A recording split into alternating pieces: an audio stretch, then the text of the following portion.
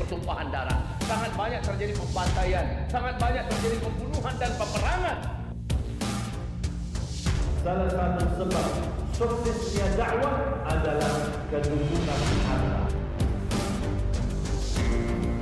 Kalau kami ikuti Rasulullah, yuhibbukumullah, Allah cinta padamu. Assalamualaikum warahmatullahi wabarakatuh. Bismillahirrahmanirrahim.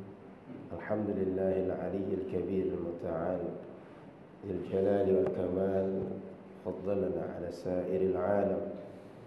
Asyhadu an la ilaha illallah wa asyhadu anna Muhammadar Rasulullah sallallahu alaihi wasallam. Qala subhanaka la ilma lana illa ma 'allamtana innaka antal alimul hakim.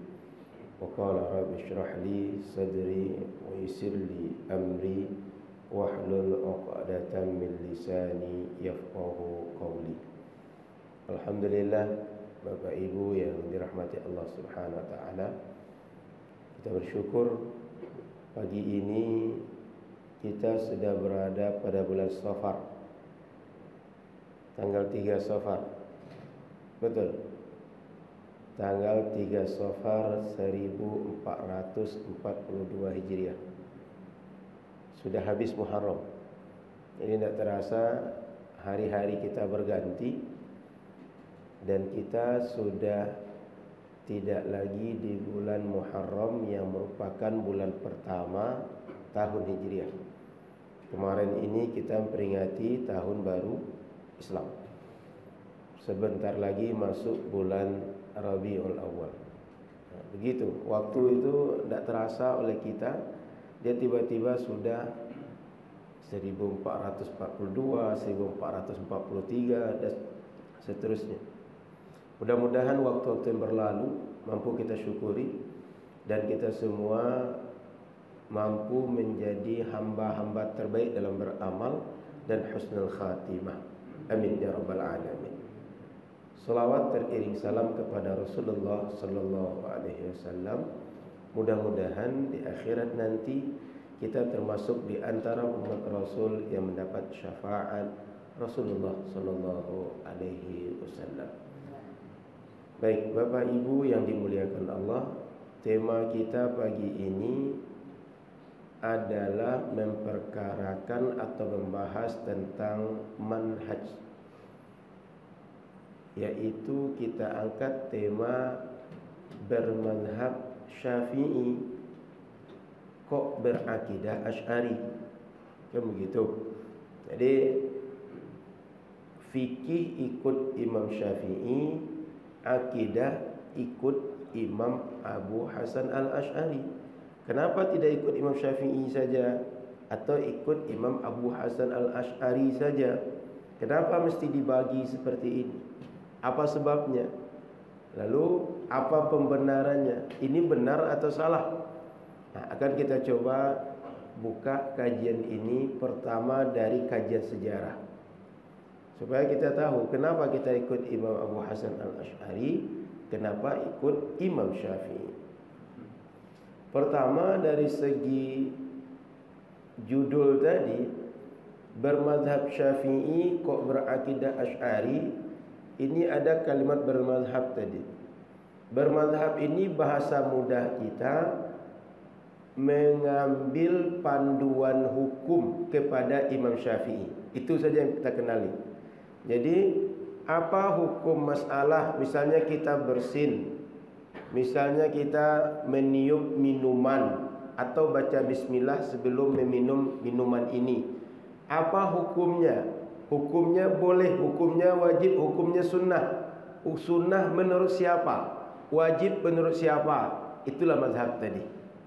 Kalau kata kita wajib menurut Imam Syafi'i, haram menurut mazhab Syafi'i, kita mengakukan atau mengambil panduan hukum dari Imam Syafi'i. Kira-kira begitu, biar mudah memahaminya, tidak terlalu sulit.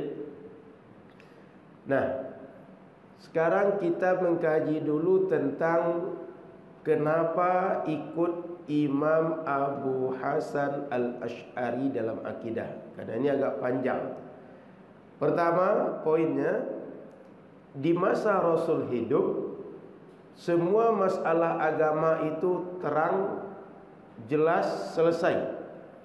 Ada yang bertanya akidah kepada Rasul, dijawab, selesai urusannya.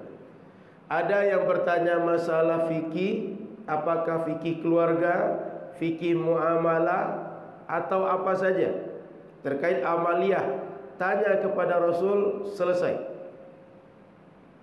Lalu meninggal Rasul. Maka meninggal Rasul, Rasul ini selain pemimpin agama juga pemimpin sosial. Sehingga masyarakat selama Rasul hidup, apapun perkara dikadukan kepada Rasul. Ada yang bertengkar suami istri, kadukan kepada Rasul. Ada warisan tak selesai, kadukan kepada Rasul. Ada persengketaan di pasar, kadukan kepada Rasul. Berbagai hal dikadukan kepada Rasul. Maka Rasul meninggal, otomatis tempat mengadu yang selama ini dianggap pimpinan sudah tidak ada. Maka masyarakat perlu membutuhkan orang yang menjadi pengganti Rasul tadi. Apa yang mereka buat? Rasul meninggal, mereka segera pilih siapa ganti Rasul sebagai khalifah. Khalifah itu bahasa kitanya pengganti, pengganti Rasul. Mereka pilih. Maka berkumpul di Sakifah Bani Sa'idah. Sakifah Bani Sa'idah ini bahasa kitanya Balairung Bani Sa'idah. Kalau kita menyebut berdasarkan kaum di sini, misalnya Balairung suku Caniago, Balairung orang Melayu, kira-kira begitu Sakifah Bani Sa'idah. Berkumpul menentukan siapa yang mengganti Rasul. Maka golongan Ansar mengusulkan, maaf saya lupa, dari kalangan Muhajirin diusulkan Sayyiduna Umar bin Khattab. Lalu ketika mereka berkumpul tak sepakat siapa yang diangkat. Akhirnya oleh Umar bin Khattab diusulkan Abu Bakar yang kita angkat. Sebab kata Umar, Abu Bakar ini ketika Rasul sakit, dia ditunjuk jadi imam. Kalau sudah ditunjuk jadi imam, maka dia ini sebagai isyarat layak untuk menjadi pemimpin kita dalam perkara bernegara, bersosial. Maka semuanya sepakat Abu Bakar jadi khalifah. Wafat Abu Bakar dilanjutkan oleh Umar bin Khattab. Di masa Umar, wilayah Islam mulai banyak. Artinya membebaskan wilayah yang tadinya dikuasai pemimpin zalim itu semakin banyak. Pemimpin yang memaksa masyarakat beribadah, menyembah para pemimpin, menyembah materi, menyembah berhala, itu semakin banyak dibebaskan. Yang kemudian mereka menyembah Allah. Maka yang menjalankan syariat semakin luas. Lalu timbul permasalahan. Kalau wilayah semakin luas, maka perlu pemimpin lebih banyak. Pemimpin masing-masing daerah. Di masa Sayyiduna Utsman bin Affan, meninggal Abu Bakar, lanjut Umar, meninggal Umar, lanjut Utsman. Di masa Sayyidina Utsman, karena wilayah ini sudah banyak, perlu pemimpin.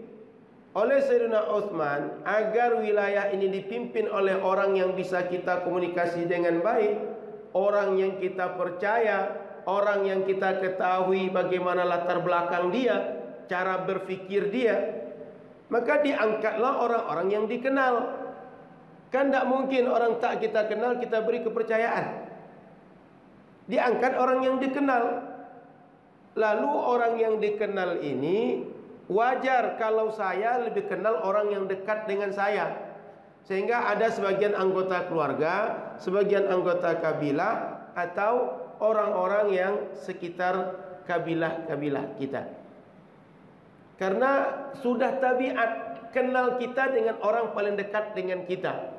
Dengan orang lain itu kenal setelah masa panjang, interaksi yang banyak, setelah lama bergaul. Ini kebutuhan mendesak. Wilayah banyak perlu yang ada pemimpinnya. Maka di masa Sayyidina Utsman bin Affan ini ada seorang Yahudi masuk Islam, Abdullah bin Saba. Abdullah ini dia begitu masuk Islam ingin dapat perlakuan, ingin dihormati orang sebagaimana dia belum masuk Islam. Sebab dia seorang pendeta, seorang rahib, seorang pemimpin agama yang biasa diikuti, yang biasa dielu-elukan, yang biasa dihormati. Ibarat pejabat sekarang, kalau mobilnya dibukakan, kalau airnya dibukakan, tinggal minum. Sepatunya diaturkan, kalau dia pulang disiapkan sepatu dia. Sampai di masa Khalifah Utsman datang ke Madinah, tak mendapat itu. Maka muncul rasa dengki dalam dirinya, sehingga dia menyulut berbagai fitnah untuk memecah umat. Apa cara yang dia buat? Dia hembuskan fitnah kepada wilayah-wilayah yang di bawah kuasaan Islam tadi, bahwa pemerintah pusat tidak menghargai kalian. Mereka angkat pemimpin dari pusat semua dan keluarga mereka. Nepotisme bahasa kita sekarang. Maka yang di daerah pun terprovokasi. Di musim haji, Sayyidina Utsman memanggil para gubernur karena mendengar informasi ada riak-riak politis di masyarakat. Para pemimpin tadi datang ke Madinah. Abdullah bin Sabah dengan antek-anteknya, dengan orang-orangnya bergerak di daerah untuk semakin memprovokasi untuk demo ke pusat. Kan gubernur pada berangkat ke Madinah, dimanfaatkan. Maka bergerak. Di antara orang yang berani, Al-Ghafiqi justru tidak sekedar demo, tapi berfikir membunuh Sayyidina Utsman bin Affan. Singkat cerita, salat subuh lalu baca Quran, Sayyidina Utsman bin Affan terbunuh karena hasutan orang Yahudi masuk Islam tapi tak mendapat kehormatan sebagaimana yang diharapkannya. Lalu dilanjutkan khilafah oleh Sayyidina Ali bin Abi Thalib. Ketika Sayyidina Ali jadi khalifah, di awal beliau jadi khalifah itu keluarga Utsman bin Affan berharap segera dicari siapa pelaku dan ditegakkan hukum, supaya darah ini tidak gratis, darah ini tak pergi begitu saja, mengalir begitu saja. Sayyidina Ali memandang ini situasi konstelasi politik sedang panas. Kalau soal darah ini orangnya sudah diketahui, kabilahnya sudah tahu, tidak sulit menyelesaikannya. Ini situasi masyarakat yang sedang heboh, perlu ditenangkan dulu. Kalau tak ditenangkan, konflik bisa semakin besar, perpecahan semakin banyak. Maka Sayyidina Ali fokus menyelesaikan situasi yang riak-riak ini. Tapi keluarga Sayyidina Utsman menganggap seakan-akan ini diabaikan, dianggap ini biasa, dianggap ini tak penting untuk diurus.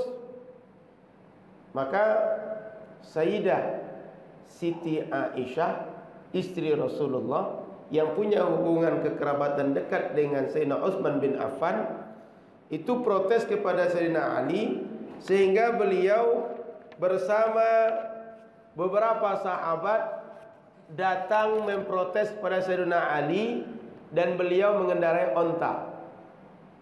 Sampai di satu tempat, Sayyidina Ali sudah mendengar berita kedatangan Sayyidah Aisyah ini untuk menenangkan fitnah, tidak terjadi gejolak yang besar. Ditemuilah, ibarat kita orang datang dari arah Bangkinang, supaya tak menjadi kehebohan besar di Pekanbaru, kita datang ke Rimau Panjang. Ya, Rimau Panjang ya. Datang Rimau Panjang, kita temui di situ, supaya selesai sebelum orang yang banyak tersulut pula emosinya. Karena kalau sudah bertemu satu kelompok dengan kelompok yang besar juga, apalagi dua kelompok itu besar, orang barangkali akan mudah terprovokasi sebelum tahu apa yang terjadi. Masa kampung kita diserang? Masa kita ini sedang tidak ada masalah, tiba-tiba orang menyerang? Itu orang langsung marah. Maka datang. ditemui di tengah jalan. Tapi rupanya karena ditemui di tengah jalan, keduanya bawa pasukan dan jumlahnya agak banyak, emosi muncul, tak terhindarkan, maka akhirnya perang juga. Tapi tidak di pusat peradaban. Lalu peperangan itu dimenangkan oleh Sayyidina Ali dan pasukan beliau. Sayyidah Khadijah dan beberapa sahabat kalah. Lalu oleh Sayyidina Ali diingatkan bahwa waqarna fi buyutihinna, para istri Nabi itu dan para perempuan itu tabiat dasarnya mereka banyak di rumah dibanding di luar rumah. Maka tersadarlah Sayyidah Aisyah ada satu kekeliruan yang terjadi, sehingga beliau dimuliakan dan balik ke Madinah lagi. Sayyidah Siti Aisyah dan pasukan. Perang itu disebut dengan Perang Jamal tahun 37 Hijriah. Berlanjut setelah itu, belum juga selesai siapa pembunuh Utsman dan belum diadili. Keluarga Sayyidina Utsman yang lain yaitu Muawiyah bin Abi Sufyan menganggap ini kok dibiarkan, kenapa tak diselesaikan segera, menuntut lagi. Maka tahun 38 dari Syria, dari Damaskus bergerak lagi dengan orang-orangnya menuntut darah Utsman. Sayyidina Ali mendengar lagi, maka ditemui lagi di sebuah tempat bernama Siffin, terjadi pula perang. Hampir menang, pasukan Sayyidina Muawiyah angkat Al-Quran.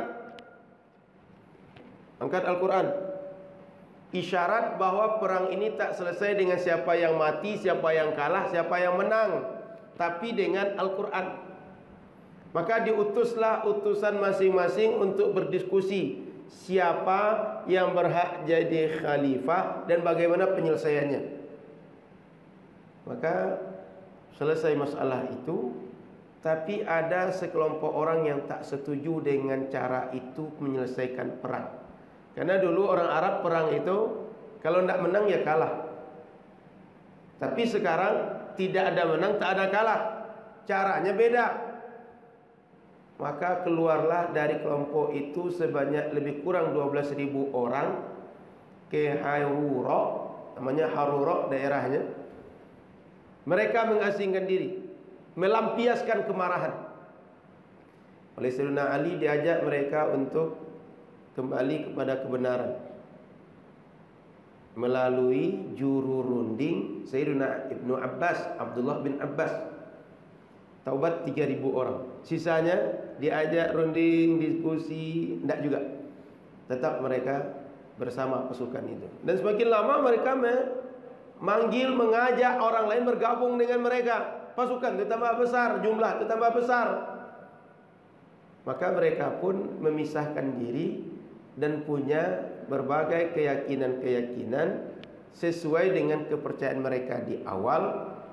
Maka kemudian mereka disebut dengan Khawarij, kelompok umat yang keluar dari mayoritas umat Islam, yang memisahkan diri, yang memencilkan diri dari umat Islam yang banyak. Muncul satu kelompok namanya Khawarij. Di sisi berlawanan muncul orang-orang yang loyalis atau mereka yang ekstrim, menganggap Sayyiduna Ali ini sebagai orang-orang yang patut untuk kita cintai, kita bela, kita perjuangkan. Tapi caranya berlebihan, bahkan punya keyakinan-keyakinan yang sesat terkait cara mereka mencintai Sayyiduna Ali dan Ahlul Bait, keluarga Rasul. Maka muncul lagi satu kelompok namanya Syiah. Mencintai Nabi dan keluarga Nabi itu kewajiban kita, keharusan. Tapi berlebihan menjadi salah. Muncul Khawarij, muncul Syiah. Setelah itu, karena masalah khilafah ini terjadi perdebatan siapa yang menjadi khalifah setelah Sayyidina Ali, terjadi perdebatan. Apakah Sayyidina Husain anak Sayyidina Ali atau Sayyidina Muawiyah. Sekelompok sahabat kemudian berpikir, biarlah kita serahkan pada Allah sajalah. Kita tak usah ikut campur masalah itu. Kita aidem saja masalah itu. Biarkan saja yang lain mengurus.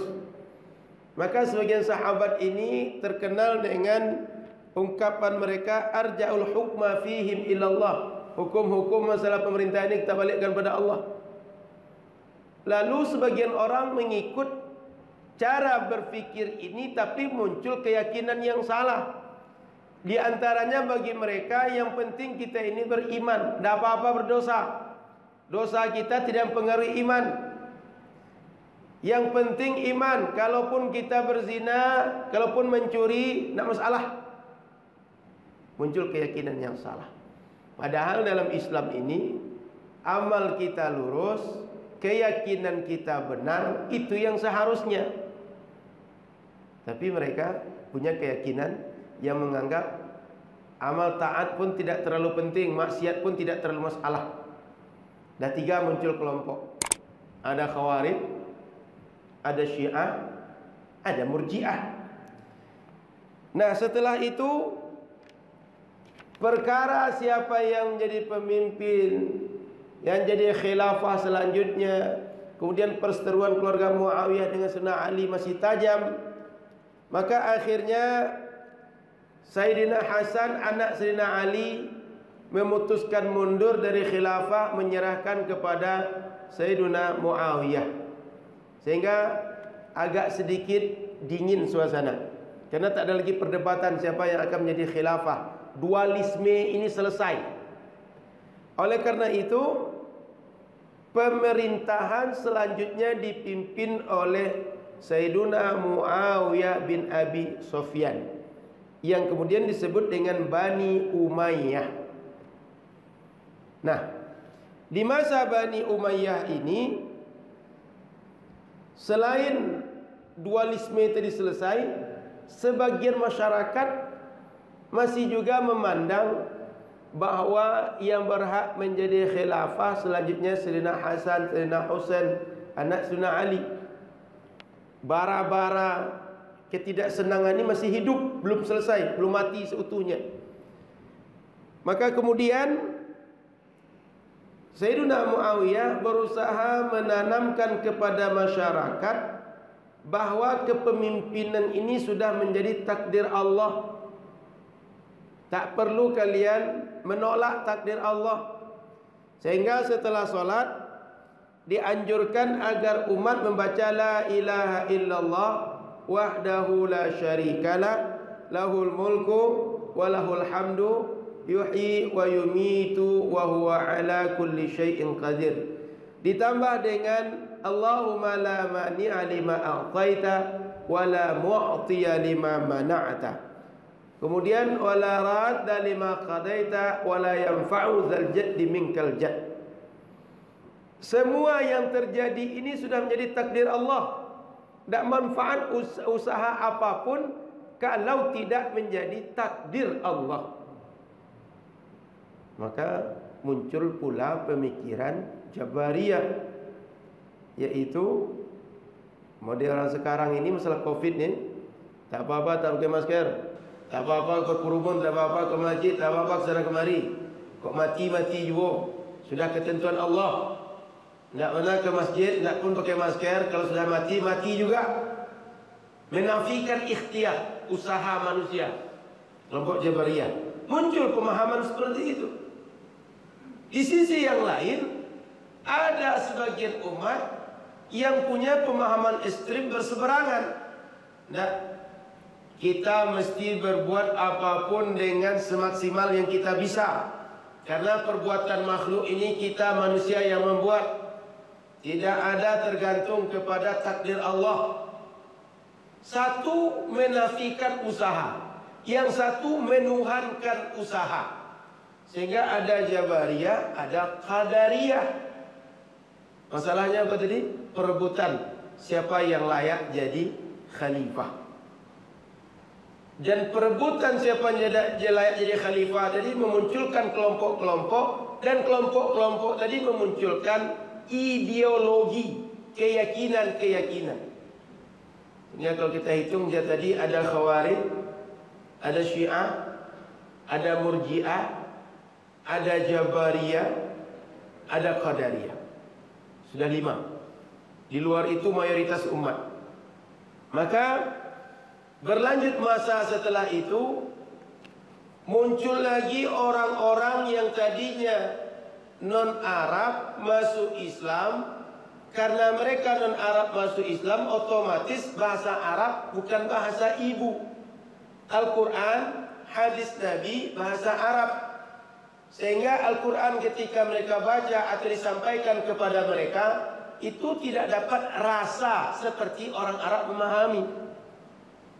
Sehingga di masa Nabi, kalau dikatakan Qul huwallahu ahad, Allahus samad, lam yalid wa lam yulad wa lam yakul lahu kufuwan ahad, keyakinan tentang Tuhan itu clear. Bagi mereka meyakini Allah itu Tuhan yang satu, dia tidak mirip dengan siapapun, tak serupa dengan siapapun, selesai. Tidak ada muncul masalah. Tapi orang non-Arab begitu bertemu dengan ayat-ayat yang mengindikasikan secara tersurat atau secara redaksional, Allah punya tangan, Allah punya mata, Allah punya betis, dipahami Allah seperti bentuk makhluk.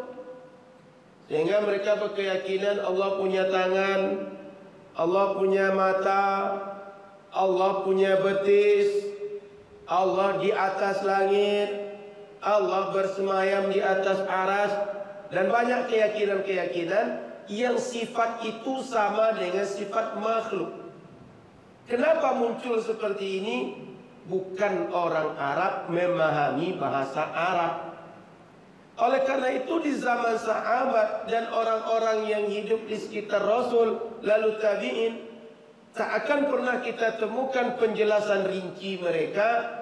Allah ada di langit, Allah ada di aras, Allah ada di bumi, ada di mana, tak akan pernah. Kenapa? Karena ketika dijelaskan ayat Al-Quran, selesai oleh mereka pemahamannya. Karena bahasa mereka, karena digunakan dengan sastra, dengan adab yang biasa mereka pahami. Itu mulai muncul pemahaman yang bermasalah tentang Al-Quran, terutama tentang sifat Allah. Lalu muncullah dengan gaya seperti orang non-Arab memahami Al-Quran tadi, sekelompok yang dipimpin oleh Muhammad bin Karram, namanya sekte Karramiyah. Sudah 6 muncul. Nah, intinya orang-orang Karramiyah ini menyamakan, menjadikan Allah punya sifat seperti sifat makhluk. Jadi seakan-akan orang kalau ibadah itu ada nampak bentuk tertentu, dan itulah Allah. Karena bagi orang selain Islam di zaman itu, mereka tidak terima ibadah kecuali Tuhan itu nampak secara fisik. Dan hari ini mesti kita temukan selain Islam, apapun agamanya, Tuhan itu nampak secara representatif. Ada yang berhala, ada yang matahari, ada yang pokok kayu, ada yang batu, berbagai macam. Ada yang arca, ada yang api, banyak bentuknya. Maka kelompok seperti ini menjadi satu ideologi yang bermasalah lagi dalam Islam. Namanya Karramiyah. Dan ini dilanjutkan oleh kelompok namanya Hasyawiyah. Lalu muncul lagi kelompok, kalau Karramiyah dan Hasyawiyah ini memahami Al-Quran tekstualis. Karena saking tekstualisnya menisbahkan sifat makhluk kepada Allah berdasarkan redaksional ayat dan hadis. Muncul kelompok berseberangan dari itu yang sangat rasionalis. Bahasa kita sekarang liberal, yang mentuhankan akal, lebih mendahulukan akal dibanding teks wahyu Al-Quran dan Sunnah. Maka muncul nama kelompok Mu'tazilah. Mu'tazilah ini sampai dengan akalnya menafikan orang beriman masuk surga tak akan melihat Allah di surga nanti. Kenapa? Bagi mereka, kalau kita bisa lihat Allah, berarti Allah berada di arah tertentu, di ruang tertentu, di sisi tertentu. Sementara Allah ini bukan makhluk, tak serupa dengan makhluk, maka dia tak berada di arah, tak berada di posisi tertentu. Maka ketika ayat Al-Quran, wujuhu yawma idin nadhirah ila rabbiha nadhirah, Ahlussunnah wal Jamaah meyakini hari akhirat nanti orang beriman begitu masuk surga, wajah mereka berseri-seri, senang, bahagia. Kemudian mereka melihat kepada Allah dengan mata mereka. Kata orang Mu'tazilah, tidak mungkin Allah bisa lihat. Kalau Allah bisa lihat, Allah punya ukuran, punya volume, punya tempat, punya ruang tertentu. Ini bertentangan dengan konsep Tuhan sebagai yang maha sempurna. Sehingga ayat Al-Quran tadi dengan logis mereka dinafikan, lalu dipahami bahwa di surga orang beriman tak melihat Allah, tapi mereka menunggu pertemuan dengan Allah. Coba, yang tadi Ahlussunnah meyakini melihat Allah menjadi menunggu pertemuan dengan Allah, beralih sehingga tak melihat Allah. Mereka juga menafikan syafaat Rasulullah di akhirat. Mereka juga menafikan orang-orang yang tak beramal saleh meninggal lalu masuk ke neraka. Sehingga bagi Mu'tazilah, ada orang yang tak masuk surga dan tak masuk neraka. Sehingga suatu hari Imam Ahlussunnah wal Jamaah, Imam Abu Hasan Al-Asy'ari, beliau bertanya kepada Ali Al-Jubai, pimpinan Mu'tazilah.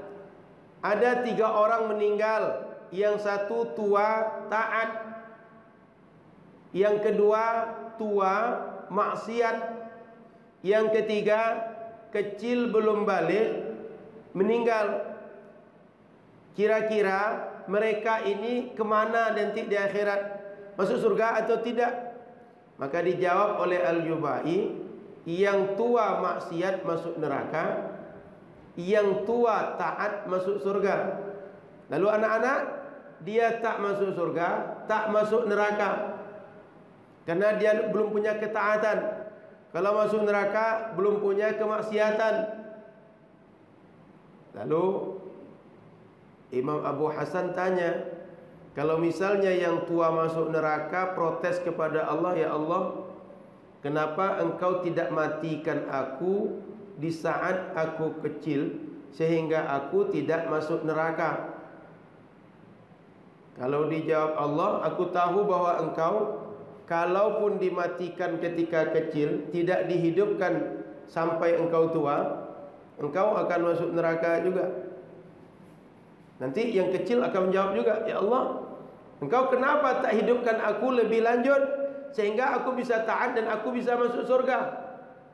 Terdiam Al-Jubai, sebab dijawab semuanya nanti atau semuanya nanti saling protes, dia pasti akan bingung. Maka Imam Abu Hasan merasa asing dengan akidah seperti ini, akidah Mu'tazilah. Sehingga akidah Mu'tazilah ini secara global lebih menuhankan, mendahulukan logis dibanding wahyu. Maka muncul kelompok namanya Mu'tazilah tadi. Sudah berapa tadi itu yang besar-besar? Ada Khawarij, ada Syiah, ada Murji'ah, ada Jabariyah, ada Qadariyah, ada Karramiyah dan Hasyawiyah. Lalu Mu'tazilah. Sudah 7 yang muncul yang besar. Maka ini era di saat abad kedua, ketiga Hijriah. Pada tahun 260 Hijriah lahir seorang imam bernama Abu Hasan Al-Asy'ari. Wafat tahun 324 Hijriah. Beliau sampai usia 10 tahun dibesarkan oleh ayahnya dan seorang ulama bernama Zakaria bin Yahya As-Saji, murid Imam Muzani, murid Imam Rabi'. Yang keduanya ini murid Imam Syafi'i. Berarti murid dari murid Imam Syafi'i. Beliau 10 tahun hidup dengan Imam Zakaria tadi. Meninggal ayah kandungnya, kemudian ibunya menikah kembali, menikah dengan Ali Al-Jubai yang tadi dia protes tadi. Sehingga dia dibesarkan dalam pemikiran Mu'tazilah. Lalu di usia 40 tahun terjadi dialog yang kita ceritakan tadi. Dia bertanya, betulkah keyakinan ini sesuai dengan sunnah, sesuai dengan keyakinan Nabi dan sahabat? Membingungkan dia, sehingga muncul dialog tadi. Lalu ada kejadian lain. Di bulan Ramadan 3 kali beliau bermimpi dalam waktu yang dekat. Di antara mimpi itu Rasul datang. Kata Rasul, tolonglah oleh engkau keyakinan-keyakinan yang diriwayatkan dariku, karena itu adalah kebenaran.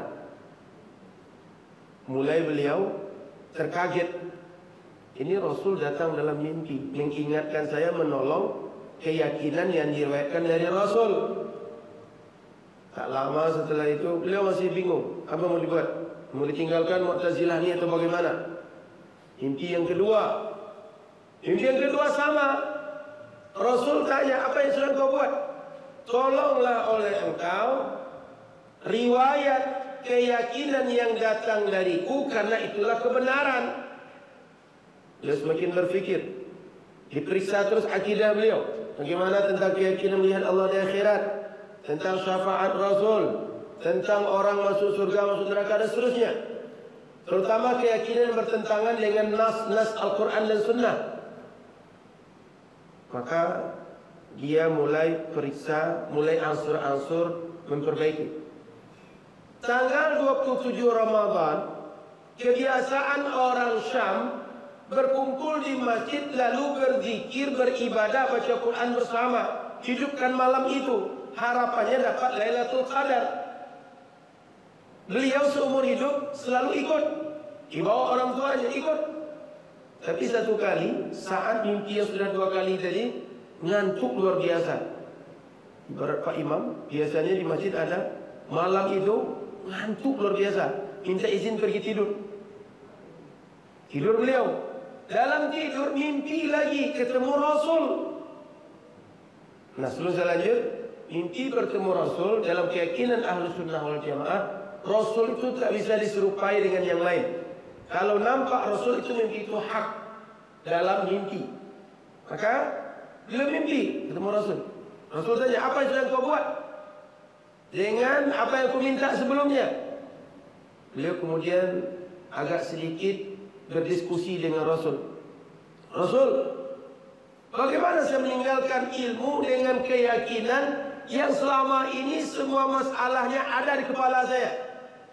Pembahasannya ada di kepala saya, dalilnya, argumentasinya, bantahannya ada di kepala saya, metodologinya ada di kepala saya. Bagaimana saya meninggalkan itu semua? Kata Rasul, aku tak suruh engkau meninggalkan itu semua, tapi tolonglah oleh engkau riwayat-riwayat keyakinan yang benar yang datang dariku.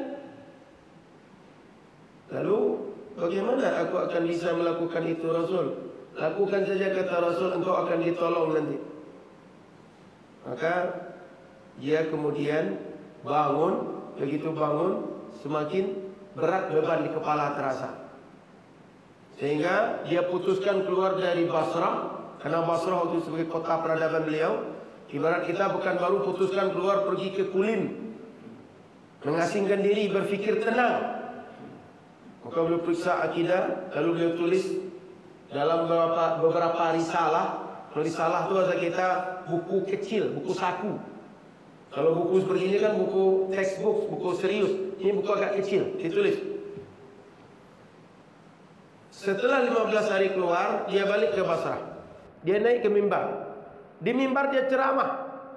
Dia sampaikan, siapa yang sudah tahu aku selama ini, maka itulah aku. Yang belum tahu aku, maka inilah aku.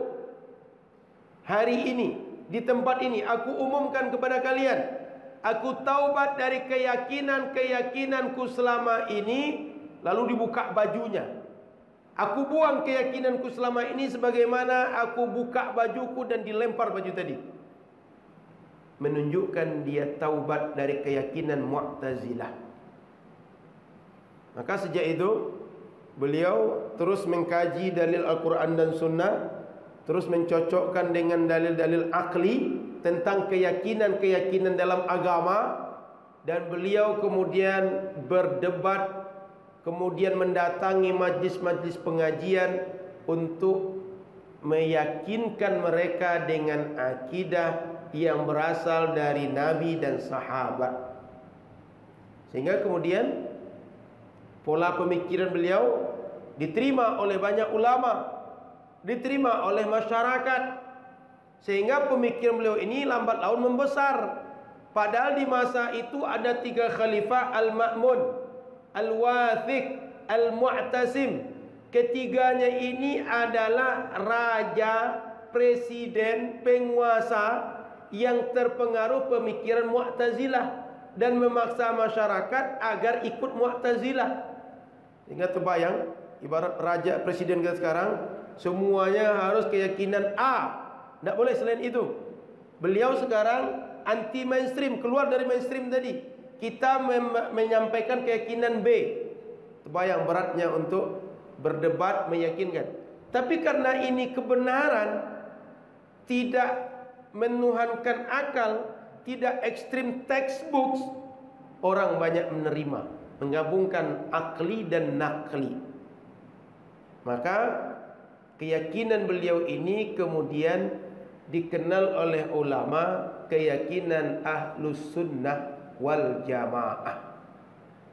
Apa maksud Ahlus Sunnah wal Jamaah? Ahlus Sunnah orang-orang yang ikut keyakinan Nabi, wal Jamaah sahabat yang ikut keyakinan Nabi. Sehingga akidah Ahlus Sunnah wal Jamaah maksudnya keyakinan Nabi dan sahabat Nabi. Beliau menghidupkan keyakinan itu setelah kelompok-kelompok yang kita sebutkan tadi mencoreng, menoda kesahihan akidah Islam. Beliau bantah semua. Beliau debat orang Hasyawiyah, beliau debat orang Mu'tazilah, beliau debat orang Syiah, beliau debat orang Mu'tazilah dan orang apa saja kelompok yang lain didebat. Sehingga muncul pemahaman ini semakin luas dan sampai hari ini sampai kepada kita.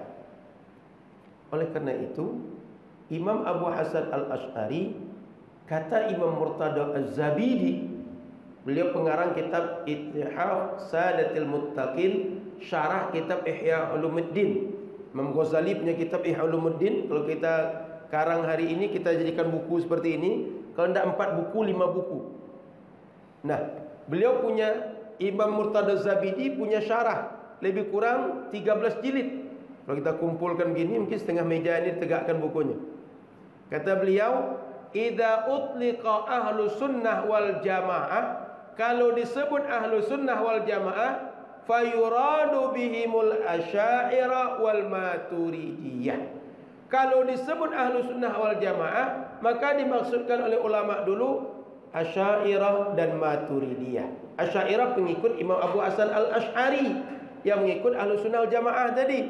Maturidiyah pengikut Imam Abu Mansur Al-Maturidi yang juga berakidah sama dengan Imam Abu Hasan Al-Asy'ari. Dan dahulu para ulama di kitab kalau ditulis pernyataan ini ada pernyataan mubtadi' ahli bid'ah yang dimaksudkan kelompok Qadariyah, Jabariyah, Khawarij, Hasyawiyah, Musyabbihah dan lain-lain. Termasuk kalau ada berkeyakinan Allah punya tangan, Allah punya mata, Allah punya betis, itu sebut musyabbihah. Itu ahli bid'ah dulu kata para ulama. Kalau ketemu dalam kitab mereka itu disebut dengan ahli bid'ah. Hari ini orang yang seperti itu yang merasa diri ahlu sunnah, kita pula disebutnya ahli bid'ah. Paham? Jadi berbeda pola berpikir dulu dengan sekarang. Dulu tahu sejarah, dulu tahu bahasa Arab, dulu paham agama mendalam. Sekarang tak paham bahasa Arab, tak kenal sejarah. tak paham banyak agama, tapi merasa diri paling lurus dan menuduh orang sesat. Maka saya simpulkan, pertama, kenapa kita ikut Imam Abu Hasan Al-Asy'ari, sehingga akidah kita Imam Abu Hasan Al-Asy'ari. Sejarah tadi yang menyebutkan, sejarah tadi yang menyatakan kita ikut Imam Abu Hasan Al-Asy'ari. Karena setelah masa Rasul muncul banyak keyakinan yang salah, beliau meluruskan. Setelah beliau luruskan, ulama sampai hari ini mayoritas ikut beliau. Siapa saja ulama tafsir, ulama hadis, ulama fikih yang besar yang kita kenal, itu pasti ikut keyakinan beliau atau yang sama dengan keyakinan beliau. Siapa saja imam, sebutlah yang kita kenal, ikut beliau. Bahkan panglima perang yang hebat, Salahuddin Al-Ayyubi, Muhammad Al-Fatih yang menundukkan Konstantinopel, Salahuddin yang menundukkan pasukan salib, keduanya mengikut Imam Abu Hasan Al-Asy'ari dan Imam Abu Mansur Al-Maturidi yang disebut dengan Imam Ahlus Sunnah wal Jamaah. Jadi itu kenapa kita ikut Imam Abu Hasan Al-Asy'ari.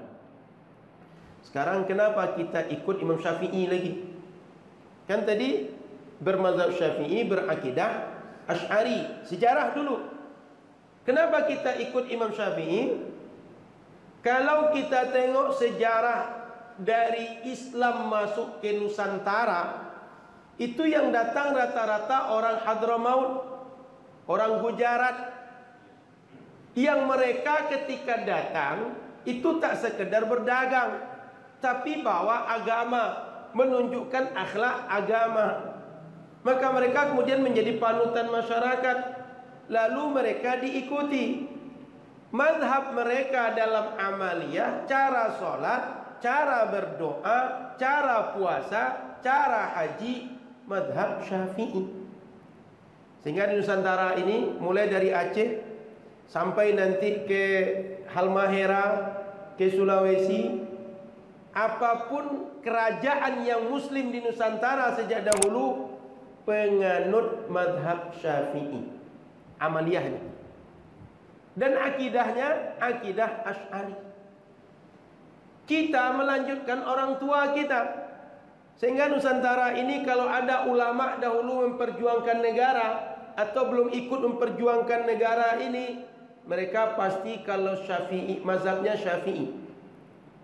Sampai kalau Bapak Ibu kecil dahulu, saya yakin buku-buku SD atau sekolah rakyat atau apa istilahnya, itu fikihnya mengikut mazhab Syafi'i. Pernah belajar rukun solat 13 waktu kecil? Mohon maaf bapak-bapak yang sudah agak tua. Rukun solat 13 pernah belajar? Pernah belajar? Pernah. Kalau rukun solat 13 itu mazhab Syafi'i itu. Dulu pernah belajar tentang buku namanya Perukunan. Pernah ketemu buku Perukunan? Itu isinya tentang mazhab Syafi'i itu. Kalau isinya misalnya perempuan, laki-laki kalau bersentuhan batal wudu, pernah tahu pemikiran seperti itu? Kalau tahu itu berarti Bapak Ibu dapat mazhab Syafi'i itu. Kalau berwudu membasuh semua anggota wudu 3 kali, Bapak Ibu berarti dapat pemikiran mazhab Syafi'i sejak kecil itu. Iya, basuh kepala pun 3 kali. Mazhab Syafi'i berarti. Kemudian kalau subuh pakai kunut, dapat itu sejak dahulu. Mazhab Syafi'i berarti.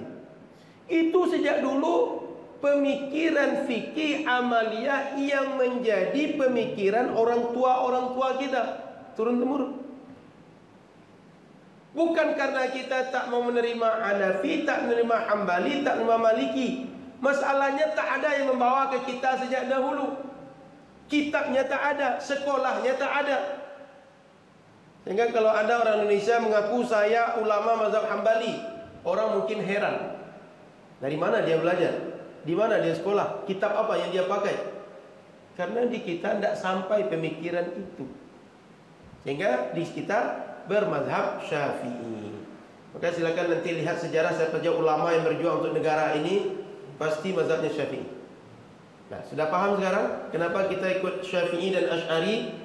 Sejarah. Yang kedua, dari sisi kepakaran, dari sisi fokus keilmuan. Kita semua pernah sekolah. Saya mau tanya, dulu waktu sekolah guru agama sama enggak dengan guru IPA? Guru agama di sekolah sama enggak dengan guru IPA? Kenapa beda kira-kira? Guru IPA bisa ngajar agama atau tidak? Guru agama bisa ngajar IPA atau tidak? Dah mulai paham sedikit? Yang kuliah hari ini, jangankan ilmunya itu beragam yang dia pelajari, dia fokus. Contoh, dia teknik mesin.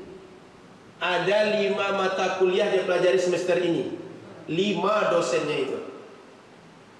Padahal jurusannya 1, tapi dosennya 5. Atau hari ini belajar jurusan hadis, ada 5 mata kuliah semester ini, 5 dosennya itu. 1 mata kuliah 1 dosen. Ada mustalah hadis, ada hadisnya, ada sejarah perkembangan hadis, beda dosennya. Apakah karena setiap ulama tadi mereka mengingkari ilmu yang lain? Bukan. Tapi kefokusan masing-masing mempelajari ilmu. Nah, bagaimana dengan Imam Syafi'i? Beliau ulama hebat. Ulama hebat, pendiri mazhab Syafi'i. Tak dikeragui ilmu beliau. Tapi di masa beliau hidup, itu keyakinan Mu'tazilah yang mendominasi.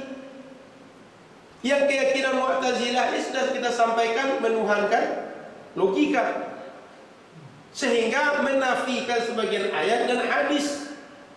Imam Syafi'i tak terima seperti itu. Dan penguasa keyakinan Mu'tazilah, sehingga para ulama di zaman itu banyak dikerangkeng gara-gara tidak mau ikut keyakinan penguasa. Yang menurut ulama itu salah. Maka dampaknya di masa itu para ulama tak banyak bicara akidah. Kenapa? Karena bicara akidah ujung-ujungnya tergiring dengan keyakinan yang sesat, bukan untuk berkeyakinan yang benar kepada Allah. Imam Syafi'i melarang murid-muridnya bicara banyak tentang akidah. Tapi apakah mereka tak tahu akidah yang benar, tak memiliki keyakinan yang benar? Enggak mungkin. Imam masa enggak punya akidah yang benar? Imam ikutan, masa akidahnya macam-macam, akidahnya bermasalah? Maka Imam Syafi'i ketika mengatakan menjauhi ilmu kalam, karena dia tahu apa akidah yang pelajari orang di zaman itu. Tidak mungkin orang melarang sesuatu tapi tak tahu apa yang dia larang. Ibarat kita, nak, jangan duduk di warung itu nanti engkau sesat, nanti di warung itu habis waktu engkau nanti. Karena bapak ini tahu di warung itu kerja orang main domino, bicara politik yang tak ada ujungnya, kemudian nanti bertengkar, ujung-ujungnya bisa berkelahi sampai mati. Kan orang pasar begitu gayanya. Dia tahu anak ini karena tidak tahu, otomatis kalau dia patuh dia tak akan ke sana. Kalau dia ingkar, dia tetap penasaran, dia akan ke sana. Akhirnya masuk dengan gaya itu. Tidak mungkin Imam Syafi'i melarang kalau beliau tak tahu. Kira-kira begitu. Maka di zaman Imam Syafi'i tidak berkembang pemikiran itu bagi beliau, karena orang rata-rata tujuannya untuk nafsu, untuk dunia, untuk kekuasaan politik. Sehingga murid-muridnya tak diizinkan. Dan Imam Syafi'i tidak ditemukan karya-karya, buku-buku yang menulis yang fokus tentang akidah. Tapi bukan tak berarti tak ada pemikiran akidah. Karena masalah fikih, meskipun fikih tetap ada masalah akidah di situ. Contoh, apa hukumnya orang tak sholat? Kalau saya tanya Bapak Ibu, kira-kira apa hukum orang tak sholat? Kafir atau tidak? Kafir atau tidak? Kalau mazhab Syafi'i tidak kafir, tapi mazhab Hambali kafir. Sehingga orang sekitar kita ini banyak kita hukumi kafir. Lalu bagaimana Imam Syafi'i memahami hadis bahwa pembeda kita dengan orang kafir sholat? Kalau orang tidak sholat berarti kafir. Sederhananya begitu. Apa kata Imam Syafi'i? Ditakwil. orang yang mengingkari kewajiban solat kafir. Tapi orang tak solat namun tak mengingkari kewajiban solat, dia fasik, dia dosa besar, tidak kafir. Paham? Ini beda. Mengingkari kewajiban solat kafir. Mengingkari kewajiban puasa kafir. Mengingkari kewajiban haji kafir. Tapi yakin haji, yakin puasa, yakin salat, yakin zakat, namun dia enggak mau. Pelit misalnya, malas misalnya, banyak alasan misalnya, orang itu fasik, dosa besar. Maka Imam Syafi'i ini akidah ini oleh beliau ditakwil. Beda dengan Imam Ahmad. Kata Imam Ahmad kafir. Maka Bapak Ibu, kalau ada yang selama ini tidak sholat, kalau ngikut Imam Ahmad berarti selama ini Bapak Ibu kafir. Kalau sudah sholat sekarang berarti sudah muslim lagi. Paham? Maka Imam Syafi'i mentakwil. Jadi intinya Imam Syafi'i tidak mungkin tidak tahu akidah. Tahu, cuma tidak menggeluti lebih dalam sebagaimana Imam Abu Hasan Al-Asy'ari. Beliau menggeluti, beliau mendebat, beliau menulis, karya-karya beliau dalam bidang akidah sangat banyak, sehingga menjadi rujukan ulama. Oleh karena itu beliau dinobatkan sebagai Imam Ahlus Sunnah wal Jamaah dalam bidang akidah. Imam Syafi'i dinobatkan sebagai imam dalam masalah amaliyah atau fikih. Kenapa? Karya, keilmuan yang konsen mereka berbeda.